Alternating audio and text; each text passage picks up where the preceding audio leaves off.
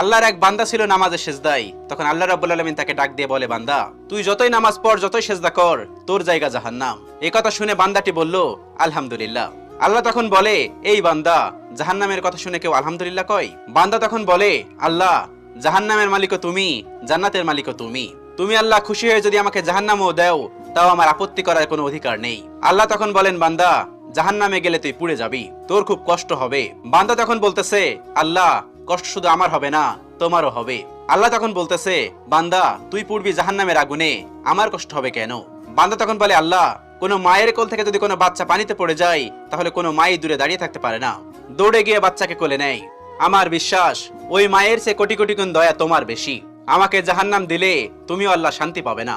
আল্লাহ তখন বলে, বান্দা, এই দলিল তুই কই পাইলি? বান্দা তখন বলে, আল্লাহ, আমাদের জাতির পিতা ইব্রাহিম আলাইহিস সালাম তোমার প্রেম মুখে নিয়ে যখন নমরুদের আগুনে পড়ে গেল, তার আগেই তুমি বলে দিলে